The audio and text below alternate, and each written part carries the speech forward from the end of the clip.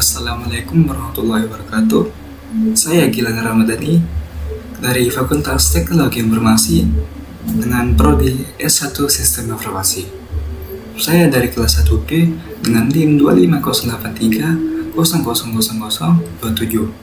Di sini saya akan menjelaskan sebuah materi dengan tema Hakikat Manusia dan Agama Islam. Tujuan dari video ini ialah untuk menjelaskan dan membuat mahasiswa ataupun non-mahasiswa mengenal lebih dalam tentang agama Islam.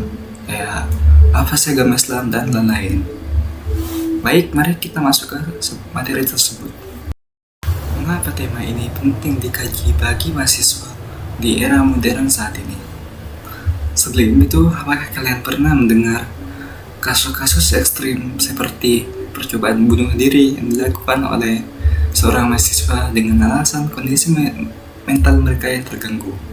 Nah, untuk mengurangi daya kasus-kasus tersebut, maka tema ini menawarkan solusi, yaitu ketenangan hati dan membuat mental kita menjadi lebih baik. Dengan apa? Dengan kita memahami apa itu Islam dan bagaimana cara kita memahami dan membuat kita jadi lebih tenang dan manfaat-manfaat dari Islam tersebut. Maka dari itu, mari kita bahas materi tersebut. Faktor terjadinya kasus yaitu percobaan bunuh diri yang dilakukan oleh seorang mahasiswa dengan alasan kondisi mental mereka terganggu. Ialah karena kita lupa siapa diri kita sebenarnya. Kita sering mencari atas jawaban tersebut, padahal mari kita balik ke pertanyaan yang mendasar, seperti dari mana kita berasal dan apa tujuan kita diciptakan.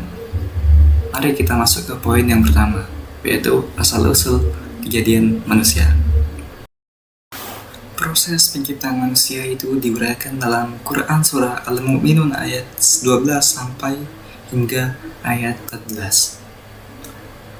Ayat ini menjelaskan bagaimana proses awalnya penciptaan manusia hingga menjadi makhluk yang memiliki akal dan rohani. Nah, proses ini juga menetapkan manusia sebagai sebaik-baiknya bentuk dan sebaik-baiknya penciptaan makhluk yang diciptakan oleh Allah. Dan di sini juga kita ditetapkan sebagai khalifatul fil ard, yaitu sebagai khalifah di bumi. Nah, apa sih tujuan utama dari kita diciptakan selain jadi khalifah di bumi? Tujuan kita yang utama ialah dijelaskan dalam Quran surah Az-Zariyat ayat 56, yaitu yang berisi, dan aku tidak akan menciptakan jin dan manusia selain beribadah kepadaku.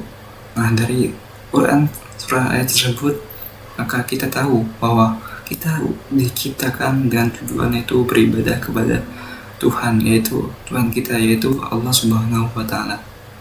Sekarang mari kita lanjut ke poin yang kedua. Poin yang kedua yaitu kebutuhan spiritual manusia terhadap agama. Kebutuhan spiritual manusia terhadap agama itu hal yang mutlak, karena satu, kekosongan jiwa. Meskipun kita kaya, sukses, banyak orang merasakan kehampaan. Itu karena kita tidak. Itu karena uang itu hanyalah kebutuhan fisik, sedangkan jiwa kita membutuhkan makanan dari Tuhan. Krisis mental dan kasus bunuh diri itu adalah bukti bahwa jiwa kita merasa kelaparan. Yang kedua itu moral kompas. Di tengah era saat ini, di mana nilai-nilai kebenaran itu menjadi hal yang relatif, agama datang membawa menjadi sebuah moral kompas, yaitu agama membuat kita tahu mana yang mutlak benar dan salah, sehingga kita memiliki pegangan yang erat dalam membuktikan kebenaran. Poin yang ketiga yaitu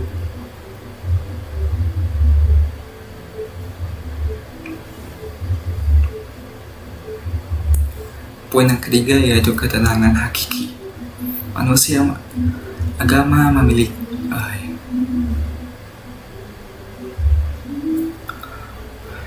Poin yang ketiga itu adalah ketenangan hakiki. Agama membuat kita memiliki ketenangan hakiki dengan cara kita beribadah kepada Allah, mengingat Allah.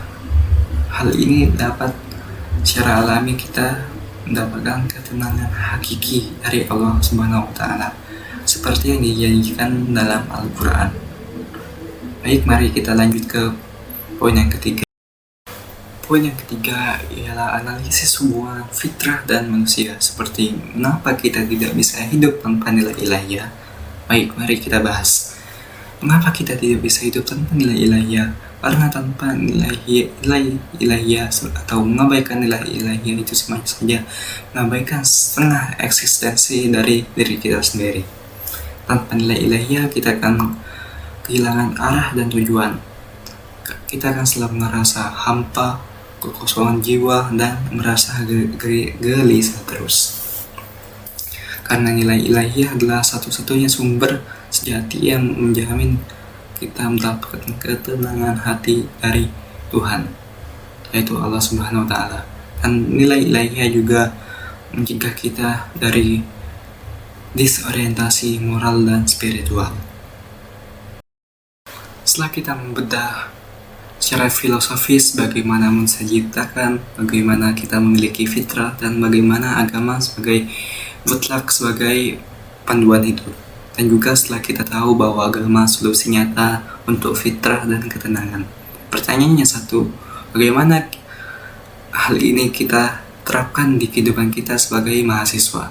Baik, mari kita masuk ke bagian refleksi dan nilai kehidupan. Baik, masuk yang pertama yaitu konsep Islam dan hubungan dengan realitas kita sebagai mahasiswa.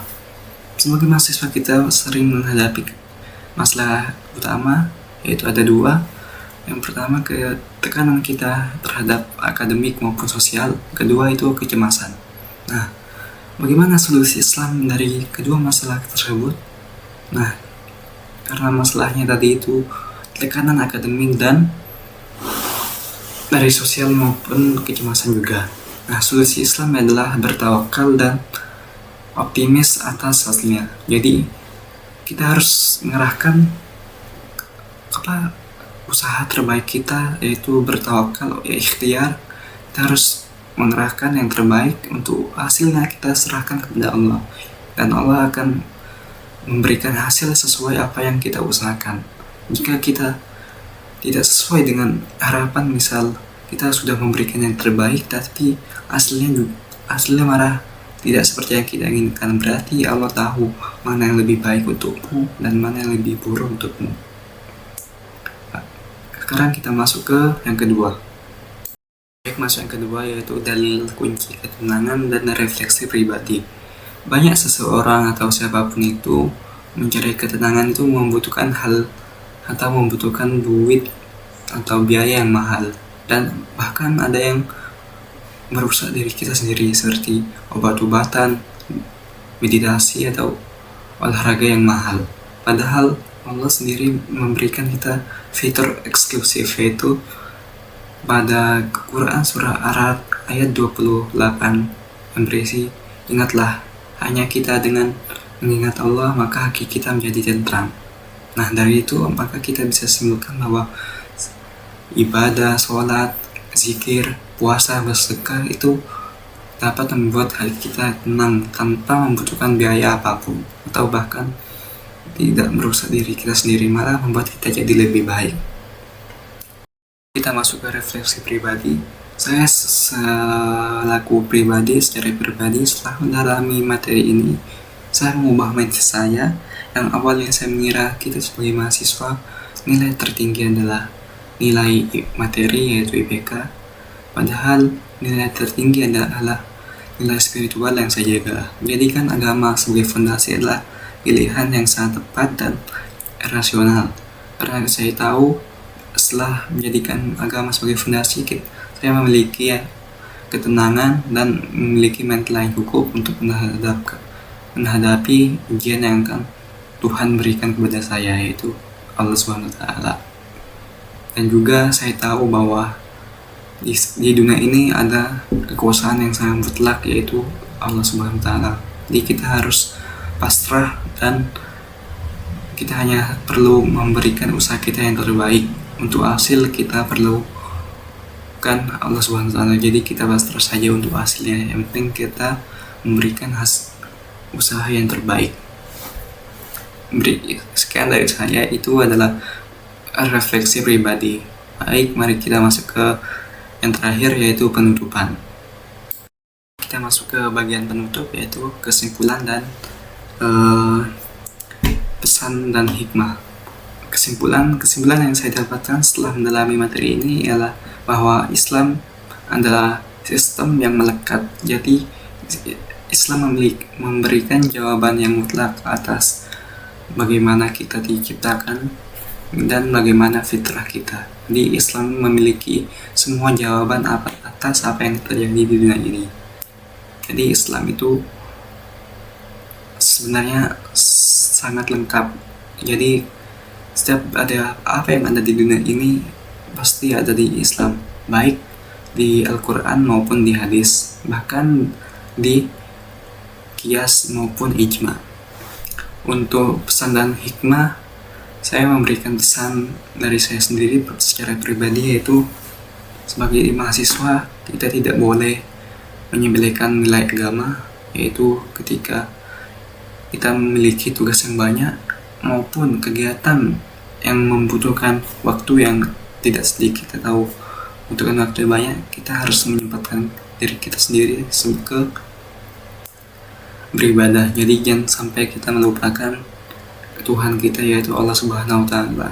Jadi sempatkan beribadah dalam apapun itu. Sekian dari saya Gilang Ramadhani. Mohon maaf apabila ada kesalahan kata. Sekian dari saya. Wassalamualaikum warahmatullahi wabarakatuh.